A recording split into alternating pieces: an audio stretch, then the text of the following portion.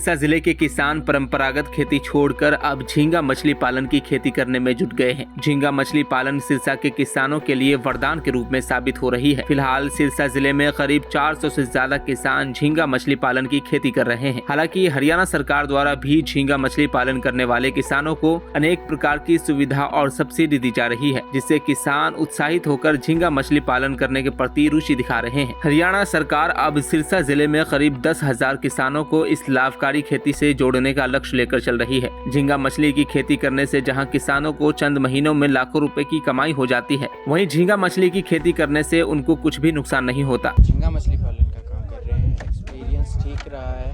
बस अभी 8 एकड़ में साइट है और उसमें से 2 एकड़ की हार्वेस्टिंग अभी चल रही है। तो मेहनत कितनी है इसमें? मेहनत थोड़ी ज़्यादा ही है। 4 महीने का कल्चर होता है। 4 महीने तो काफ़ी रहता ही है, हैक्टिक रहता ही है। कहाँ से प्रेरित हुई? मैं पिछले साल मैंने 1 साल की ट्रेनिंग करी थी जमाल में, राहुल गोदारा जी के फार्म पे, वहीं से प्रेरित हुआ था। अभी पहले साल है करने का।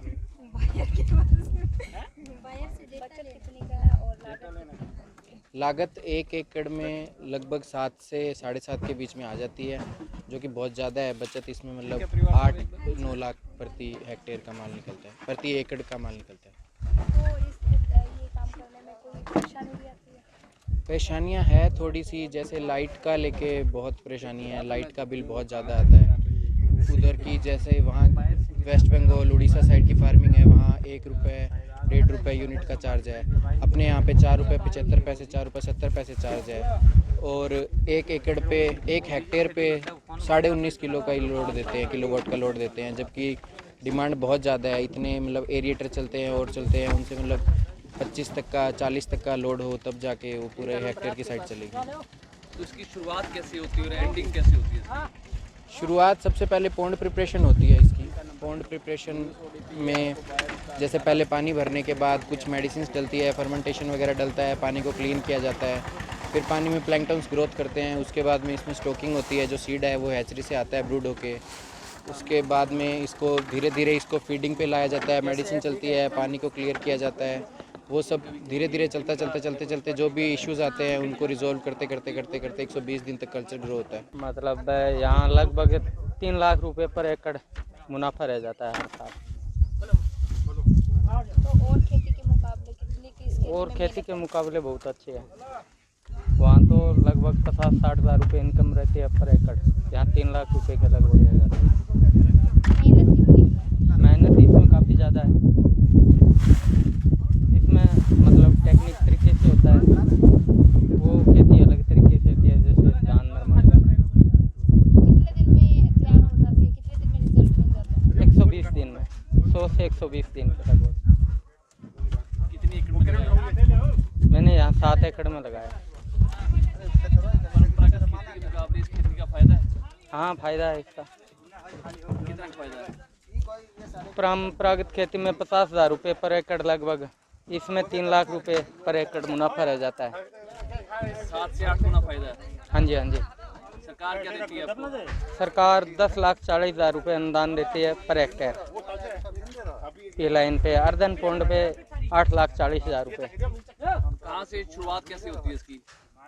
शुरुआत तो पहले पौंड की खुदाई होती है, पानी के लिए बोर करना होता है, उसके बाद पानी भर के और सीड छोड़ देते हैं। तो इसकी बिक्री के लिए क्या प्रोसेस रहते हैं? बिक्री के लिए ट्रेडर आंध्रा और वेस्ट बंगाल से बाहर आ जाते हैं और दिल्ली में भी मंडी लगती है। क्या जी? किस तरह बेचते हो? किस तरह? कंटेनर में जाती है जी, इंसुलेटेड गाड़ी है। झींगा जी हमने 2022 से स्टार्ट किया और इस एरिया में परंपरागत खेती करते थे। सोचा कि अलग करें कुछ, इसमें प्रॉफिट ये देख के हमने स्टार्ट किया है। प्रॉफिट जी पर एकड़ 5 से 10 लाख रुपए के बीच में है, जब अच्छा निकले तो। तो कितने दिन में इसका रिजल्ट मिल जाता है? कितने दिन में तैयार हो जाता है? लगभग 4 महीने 120 दिन हो जाता है। मेहनत कितनी है? मेहनत है, फुल मेहनत ज़्यादा करनी पड़ती है इसमें, दिन रात। जो और किसान हैं वो परंपरागत खेती कर रहे हैं, उनको कैसा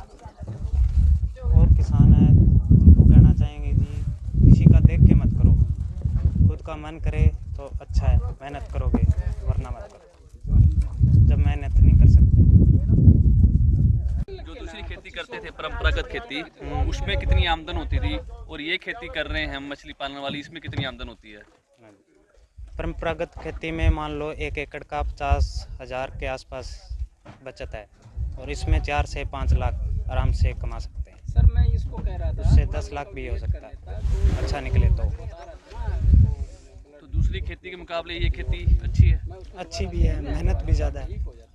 जब मेहनत करेंगे तो अच्छा निकलेगा। तो उसकी बिक्री के लिए क्या प्रोसेस रहता है? बिक्री के लिए जी बाहर आते हैं, बाहर से वो ले जाते हैं, आंध्रा बंगाल आदि से। सरकार की तरफ से क्या मदद की जाती है? सरकार की तरफ से सब्सिडी मिलती है जी 2.5 एकड़, 1 यूनिट पे ज़्यादा से ज़्यादा 5 एकड़ पे पर बंदे को। चलो मिक्स इन सेंस बेनिफिट है ये? अच्छा है जी, हेल्प हो जाती है फार्मर की। खर्चा बहुत है, इन्वेस्टमेंट ज़्यादा है इसलिए। बिकती कहाँ है ये? बड़े बड़े शहरों में बिकती है? हाँ जी, दिल्ली बिक जाती है कुछ माल 2-3 टन, और बाकी आंध्रा बंगाल वहाँ बिकती है। वहाँ से बाहर आते हैं, हमसे खरीद के ले जाते हैं। तो विदेश में भी इंपोर्ट होती है? हाँ, वहाँ से विदेशों में इंपोर्ट होती है। किसानों को जैसे हम तो शुरू में मिले थे यहाँ पे एरिया में, जैसे मिलते हैं सिरसा डिस्ट्रिक्ट में, हमने लगभग मैं 100 किसानों से मिली हूँ इसके बारे में, श्रम फार्मिंग के बारे में। देन मतलब किसानों का रिस्पांस पॉजिटिव ही मिला। पहले जैसे वो लोग बता रहे हैं कि 2021 और 22 में इसकी ग्रोथ रेट बहुत ज़्यादा थी, जैसे 8 लाख रुपए पर एकड़ तक लोगों को प्रॉफिट हुआ था। बट 2023-24 में हुआ था जो प्रोडक्शन लोगों का कम था। इसकी वजह थी एक तो सीड प्रॉब्लम थी लोगों को, और एक डिजीज़ बता रहे हैं कि डिजीज़ ज़्यादा आ गई थी, और उनको बीज की प्रॉब्लम थी कि उनको ग्रोथ लाइन बीज नहीं मिला। हार्ड लाइन बीज की वजह से उनको प्रोडक्शन और प्रोडक्टिविटी दोनों कम हुई थी। बट इस बार भी लोगों को मतलब अवेयरनेस है लोगों के में, और अब वो प्रोडक्शन बहुत ज़्यादा इसमें कर रही है। वो यूँ सोच रहे हैं कि मतलब कि हम जैसे पीछे 2 ईयर 20 से लेके और 22 तक उनका प्रोडक्शन काफ़ी हाई रहा है। देन वो सोच रहे हैं कि 23 के अंदर चलो प्रोडक्टिविटी कम हुई है, बट 24 के अंदर बढ़िया तरह से बीज और वहाँ पे इंफ्रास्ट्रक्चर डेवलप करके और ज़्यादा प्रोडक्शन करें। और लोगों में अवेयरनेस भी है, और यहाँ पे सैलाइन एरिया पड़ता है, जैसे यहाँ पे सारी जगह सेम आई हुई है, तो प्रोडक्शन काफ़ी लो हो रहा है। ट्रेडिशनल क्रॉप का तो काफ़ी लो प्रोडक्शन है। इस वजह से लोग यूँ सोचें कि कुछ इस भूमि का यूज़ करके हम प्रोडक्टिविटी इंक्रीज करें। और गवर्नमेंट पॉलिसी तो बनाती है, बट लोगों में अभी भी अवेयरनेस काफ़ी कम है। गवर्नमेंट को भी चाहिए कि वो इस तरह से मतलब लोगों में और ज़्यादा अवेयरनेस प्रोवाइड करे, जैसे लोगों को एडवर्टाइजमेंट के थ्रू या फिर लोगों में जैसे पर्सनल मिलकर। और मतलब मेरा एक्सपीरियंस यही कहता है कि लगभग फार्मर्स यही कह रहे हैं कि इसकी प्रोडक्टिविटी काफ़ी हाई है और रेट ऑफ ग्रोथ काफ़ी हाई है, जैसे 2 से 3 गुना तक श्रम फार्मिंग में प्रोडक्टिविटी है। हाँ जी, हम श्रम फार्मिंग की कर रहे हैं, और हम पहले मतलब ट्रेडिशनल फार्मिंग करते थे, जैसे कि कपास की, बाजरा हो गया, या ये मतलब ये चावल वगैरह हो गए, उसके बारे में हम पहले फार्मिंग करते थे। अब धीरे धीरे जैसे लोगों में अवेयरनेस आई है, तो हमें भी अवेयरनेस आई कि आसपास में प्रोडक्शन नहीं हो रहा, तो हमने सोचा कि हम कुछ नया करें। तो हमने श्रम फार्मिंग के बारे में सोचा। हमने फिर जैसे फिशरी डिपार्टमेंट से हमने इंक्वायरी की, वहाँ भी पता चला। फिर हमने ट्रेनिंग ली थी हिसार जाके, और उसके बाद में हमने स्टार्ट किया। कितने टाइम से कर रहे हैं आप? हम पीछे 3 साल से कर रहे हैं। तो 3 साल से आप कर रहे हैं। हाँ कितना जी। इसमें बेनिफिट है? अगर बात करें तो किसमें लागत है? हाँ जी, इसमें लागत भी जैसे इंफ्रास्ट्रक्चर हम डेवलप करते हैं, तो इंफ्रास्ट्रक्चर की लागत तो आती है ऑटोमेटिकली, जैसे कि 10 या 20 लाख रुपए। बट सब्सिडी भी प्रोवाइड की जाती है गवर्नमेंट की तरफ से, जैसे 60% सब्सिडी गवर्नमेंट प्रोवाइड करती है लेडीज़ के लिए। और तो उसके अकॉर्डिंग हमारा कुछ मतलब इंफ्रास्ट्रक्चर डेवलप हो जाता है, गवर्नमेंट की तरह थ्रू हो जाता है। उसके बाद में हमारी ज़्यादा मतलब लागत नहीं बनती। और देन पिछले साल तो जैसे बीज का प्रॉब्लम आया था, हमारे सीड की प्रॉब्लम थी, उस वजह से हमारा प्रोडक्शन कम गया था। बट इस बार हमें अच्छा बीज प्रोवाइड हुआ है, और फिशरी डिपार्टमेंट से बहुत ज़्यादा हेल्प मिली है। उसकी वजह से हमारा प्रोडक्शन काफ़ी इंक्रीज हुआ है, ग्रो हो रहा है, और रेट भी काफ़ी हाई मिल रहे हैं हमें। तो इस बार प्रोडक्टिविटी काफ़ी हाई है। और खेती के मुकाबले इसमें मेहनत कितनी? मेहनत तो देखो होती है, इसकी ज़्यादा है मेहनत। जैसे इसकी हमें देखना पड़ता है कि रात को भी इसको देखना पड़ता है, भाई कई मछलियों में कोई दिक्कत ना होगी, और एक बंदे को रात को उठकर पूरी रात बैठे रहना पड़ता है। बट यूँ है मतलब प्रोडक्शन और प्रोडक्टिविटी के अकॉर्डिंग इसकी मेहनत भी ज़्यादा है तो इसका प्रोडक्टिविटी भी ज़्यादा है। इस खेती में कोई प्रॉब्लम भी आती है? हाँ जी, प्रॉब्लम जैसे बीज की प्रॉब्लम आ गई, या फिर कोई जैसे हमारे इसमें डिजीज वगैरह की प्रॉब्लम आ गई, तो उस वजह से प्रॉब्लम आ जाती है। वो तो फिर ट्रेडिशनल में भी आ जाती है, जैसे कि हम कपास की देखते हैं तो उसमें लाल सुंडी वगैरह आ जाती है, इसी तरह से इसमें भी आ रही है। आप एक महिला खुद कर रहे हैं, तो और महिलाओं को क्या मैसेज देना चाहेंगे? हम यही कहना चाहते हैं कि जैसे प्रोडक्शन इसका काफ़ी ज़्यादा हाई है, दैन उन्हें कोशिश करनी चाहिए कि इसमें प्रोडक्शन करें। तो यहाँ से खेती करके कहाँ भेजते हैं आप इनको? जी, हम तो एजेंट को ही बेचते हैं, और तो एजेंट ही लेके जाते हैं। वहीं इस मामले को लेकर मत्स्य विभाग के अधिकारी जगदीश कुमार ने बताया कि सरकार द्वारा प्रधानमंत्री मत्स्य संपदा योजना की शुरुआत की गई थी, जिसके तहत अनुसूचित जाति की महिला और पुरुष को झींगा उत्पादन के लिए 60% सब्सिडी दी जाती है। वहीं सामान्य श्रेणी में आने वाले पुरुष किसानों को 40% तक की सब्सिडी दी जाती है। उन्होंने बताया कि प्रति हेक्टेयर में 14 लाख की राशि का यह प्रोजेक्ट है, जिसमें तालाब का निर्माण, स्टोर, खाद, खुराक और इससे संबंधित लेबर इत्यादि इसमें शामिल होते हैं। झींगा पालन सही मायने में एक समुद्री खेती है, जहाँ सलाइन एरियाज हैं।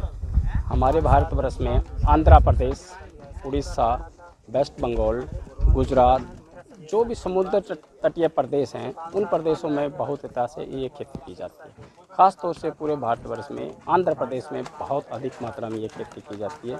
आंध्र प्रदेश का इकोनॉमिक झींगा पर बहुत कुछ आधारित है। जहाँ तक हमारे उत्तर भारत का सवाल है, हरियाणा, राजस्थान, पंजाब, कुछ क्षेत्र यूपी में, जहाँ सलाइन एरिया जो अंडरग्राउंड सलाइन एरिया है, जिनमें का भूमिगत पानी नीचे जो है सलाइन है, खारापन है, या वो क्षेत्र जहाँ जलमग्न क्षेत्र है, सेमग्रस्त क्षेत्र है, उन क्षेत्रों के लिए प्रधानमंत्री मत्स्य संपदा योजना, जो कि पूरे भारतवर्ष में जून 2020 में माननीय प्रधानमंत्री महोदय द्वारा जारी की गई थी, और वो जैसे ही वो स्कीम लॉन्च हुई, उस स्कीम का पूरे भारतवर्ष में बहुत ज़्यादा से ज़्यादा किसानों ने इस चीज़ का फ़ायदा उठाते हुए उसका अच्छे से लाभ लिया। और वर्ष 2020 से 2021 और 2022 तक हमारे हरियाणा क्षेत्र में सिरसा, भिवानी, फतेहाबाद, रोहतक, जहाँ भी सलाइन एरिया था, बढ़ चढ़ कर किसानों ने भाग लेते हुए स्कीम का फ़ायदा लिया और बहुत अधिक मात्रा में प्रधानमंत्री मत्स्य संपदा योजना के अनुसरण को अपनाते हुए बहुत अच्छे से आगे बढ़े और फ़ायदा भी रहा। अक्टूबर 2022 के बाद, क्योंकि ये खेती यहाँ लोकल कंजप्शन बहुत कम है, पूरा मैक्सिमम 80% एक्सपोर्ट होता है, और एक्सपोर्ट होने के नाते यहाँ जो भी बायर्स हैं, उड़ीसा, वेस्ट बंगाल, गुजरात, आंध्र प्रदेश के बायर्स आते हैं, वो यहाँ से परचेज़ करके लेके जाते होते हैं। अक्टूबर 2022 के बाद रेट में काफ़ी डाउन आया। जो रेट में डाउनफॉल आया, इसके साथ साथ कुछ प्रोडक्शन में भी डाउनफॉल आया, और इसके साथ साथ जिन किसानों ने जिस तीव्र गति से आगे बढ़े थे, वो एक बार के लिए थोड़ा धीमा रहा है। बट ऐसा नहीं है कि ये बिल्कुल वो चीज़ रहेगी। अभी आज के दौर में जहाँ स्थिति में हम खड़े हैं, वहाँ आज भी 3 टन से 3.5 टन पर एकड़ की दर से इसका उत्पादन आ रहा है। और आज जिस किसान के हम खेत में खड़े हैं, उसने लगभग 9.5 लाख रुपए प्रति एकड़ की दर से एक फसल निकाली है 3 टन के आसपास, और 6.5 लाख रुपए इसका इसमें खर्चा आया है पूरा का पूरा मिला के। तो कुल मिला के इसका 2.5-3 लाख रुपए प्रति एकड़ की कम से कम रेट के हिसाब से, जो आज का रेट था 320 रुपये 310 रुपये के हिसाब से भी अगर लिया जाए, लगभग 40 काउंट का 25 ग्राम का झींगा था इनका, तो इसमें कोई दो राय नहीं है कि नुकसान नहीं है। बट किसान को अत्यधिक मेहनत के साथ साथ बहुत ही अच्छी सुपरविज़न, टाइट सुपरविज़न, मॉनिटरिंग के साथ बढ़ना पड़ेगा। खाली लेबर के सहारे या दूसरे लोगों के सहारे इस चीज़ को छोड़ के नहीं किया जा सकता। ये किसान स्वयं अपने आप को 100% अपने सामर्थ्य उसमें जुटाते हुए अगर करेगा तो निश्चित रूप से आगे बढ़ पाएगा। सिरसा जिला में कितने एकड़ में ये बिजाई की गई है? सिरसा एक जिला में गत वर्ष तक हमने लगभग 1500 एकड़ कवर किया है, और इस साल भी लगभग हम 300 से 400 एकड़ नया उत्पादन के लिए और आगे बढ़ रहे हैं। इस तरह काफ़ी लंबे वर्षों से ही परंपरागत खेती की जाती है, तो आप क्या अपन डिपार्टमेंट की तरफ से अपील करेंगे कि परंपरागत खेती को त्याग के इस खेती के प्रति अग्रसर हो? हमारे डिपार्टमेंट की तरफ से अभी फार्मर्स को अच्छा सुझाव देंगे और जितनी भी केंद्रीय प्रायोजित स्कीम्स हैं उनके साथ साथ सरकार की जो हरियाणा सरकार राज्य की जो योजनाएं हैं और जो स्कीम्स हैं उनका भी फार्मर्स को हम लाभ देंगे। और निश्चित रूप से इस लाभ के साथ साथ हम उसको तकनीकी सहायता के साथ साथ जो भी वित्तीय सहायता रहती है डिपार्टमेंट में, वो सहायता हम समय पर फार्मर्स को देते हुए फार्मर्स को आगे बढ़ने के लिए भी, और फार्मर्स को मैं अनुरोध भी करूंगा कि ये खेती के साथ साथ अपने आप में एक बिज़नेस भी है और अप डाउन इसमें आता रहता है, क्योंकि कोई भी बिज़नेस रहा हो, किसी भी चीज़ की रही हो, किसी तरह की खेती रही है, वो स्थायी नहीं होती हमेशा। रेट्स का, प्रोडक्शन का, इनमें अप डाउन हमेशा बना रहता होता है। तो किसी तरह की दूरी ना अपनाएं और मैक्सिमम जो चुनौतियां रहेगी और सरकार के द्वारा अथक प्रयास किए जा रहे हैं कि इन स्कीम्स के माध्यम से जो भी उसको चुनौतियां आ रही हैं, चाहे वो बिजली से संबंधित चुनौती आ रही है, लेबोरेटरी टेक्नीशियन से संबंधित चुनौती आ रही है, बिकने से संबंधित चुनौती आ रही है, इन सब चीज़ों को मैं किसान के माध्यम से भी और सभी किसानों ने विभाग को भी और उच्च अधिकारियों को भी और मंत्रालय तक भी ये सब चीज़ें हमने पहुंचाई हैं। और निश्चित रूप से इन सब चुनौतियों के समय रहते हुए बहुत से सब चुनौतियों जितनी भी आ रही हैं इनका समाधान करते हुए किसान का सहयोग करेंगे। सरकार की तरफ से क्या सब्सिडी कैटेगरी के हिसाब से दी जाती है? आज के समय में जो हमारा ये प्रोजेक्ट कॉस्ट है झींगा पालन का, 1 हेक्टर का 14 लाख रुपए का प्रोजेक्ट कॉस्ट है। उस 14 लाख रुपए से अगर सामान्य वर्ग का पुरुष वर्ग में आता है तो उसका 40% अनुदान के रूप में दिया जाता है, और महिला वर्ग चाहे वो सामान्य वर्ग की हो या SC ST कैटेगरी में हो या पुरुष SC ST कैटेगरी में आता है तो उसका 60% उसको 60% अनुदान के रूप में दिया जाता है। और जहाँ जिस पॉइंट पे हम खड़े हैं वहाँ पॉलीथीन लाइनिंग का है, तो पॉलीथीन लाइनिंग में 2 लाख रुपए प्रति हेक्टेयर की दर से अलग से सब्सिडी का प्रोविज़न रहता है। जहाँ भी पानी सीपेज है और जहाँ पानी ज़्यादा सोखता रहता है उसके लिए पॉलीथीन लाइनिंग का हम सुझाव देते हो।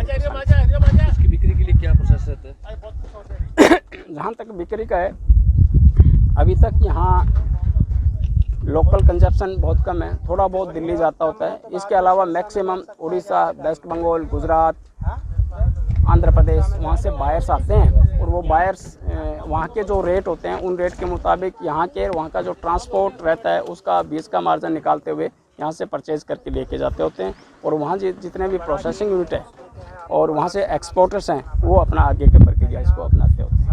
कोल्ड स्टोर बनाने की पूर्व कृषि मंत्री JP लाल ने घोषणा की थी, तो उसको लेकर क्या कुछ अभी प्रोसेस जारी है? बिल्कुल, कोल्ड स्टोर सिरसा जिला में 3 कोल्ड स्टोर हमारे स्थापित हो चुके हैं और वो बहुत ही जल्द इन कोल्ड स्टोर का प्रक्रिया शुरू हो जाएगी और इसी साल का जो हमारा झींगा उत्पादन रहेगा उसको कोल्ड स्टोर में स्थापित किए गए कोल्ड स्टोर में संचय किया जाएगा, ताकि किसान को एकदम अचानक अपनी फसल को निकालना पड़े या रेट में कहीं कोई कम ज़्यादा उसको मिलने की संभावना रहे तो वो अपने कोल्ड स्टोर में लगाते हुए अपने मुनाफे का जब समय आए तब उसको आसानी से अच्छी दरों पे बेच पाए। दैनिक सवेरा के लिए सिरसा से विजय कुमार की रिपोर्ट।